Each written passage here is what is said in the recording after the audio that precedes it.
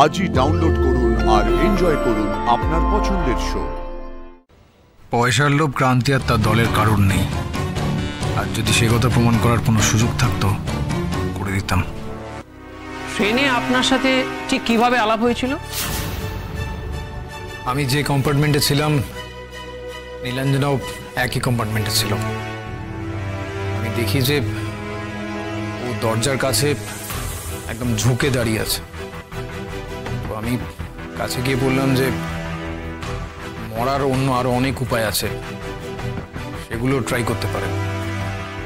উনি বোধহয় মেন্টালি খুব ডিস্টার্বড অবস্থায় ছিলেন। হঠাৎ করে কাঁদতে শুরু করে দিলেন। আমি জিজ্ঞেস করি যে কি ব্যাপার, কি হয়েছে, আপনি কাঁদছেন কেন?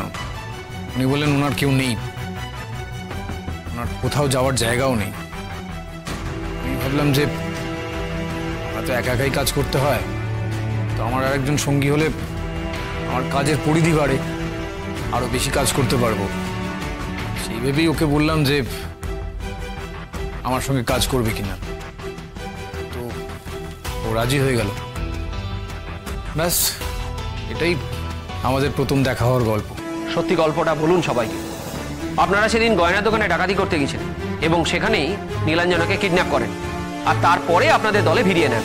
ইওর অনার, আমার লার্নেড ফ্রেন্ড ওই পিয়ালবনির কেস ছেড়ে কেন বারবার গয়নার দোকানে ঢুকে পড়ছেন আমি জানি না। নিজেই কিন্তু বলেছেন যে গয়নার দোকানের ডাকাতি কেসের এখনো কোনো তদন্তই শেষ হয়নি।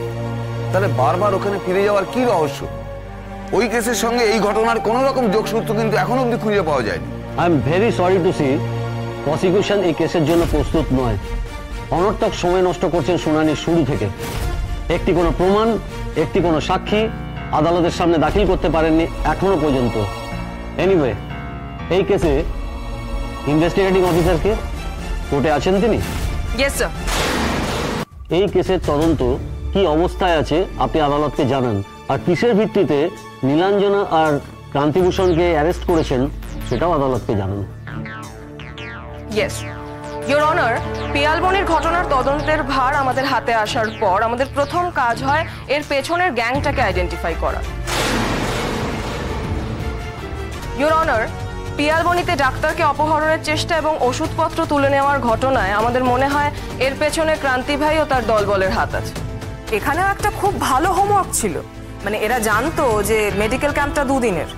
এরা প্রথম দিন ক্যাম্পটা হতে দিয়েছিল নির্বিঘ্নে, কারণ এরা জানতো যে পরের দিন এই টিমের কাছে ওষুধ ইত্যাদি সবই অ্যাভেলেবল থাকবে, এবং ওরা এও জানতো যে প্রথম দিন ক্যাম্পটা না হতে দিলে সেখানকার লোকজন খেপে যেতে পারে, তাই তারা ভেবে চিন্তেই পরের দিন ডাকাতিটা করেছিল। তার মানে আপনারাও বলছেন ওষুধ চুরিটা এদের লক্ষ্য ছিল? ইয়েস ইওর অনার, এরা নিশ্চিত জানতো যে ক্যাম্পে নগদ টাকা পয়সাও থাকবে, সেটাই এদের লোভের জায়গাও ছিল। পয়সার লোভ ক্রান্তি আর তার দলের কারণ নেই, আর যদি সে কথা প্রমাণ করার কোনো সুযোগ থাকতো করে দিতাম।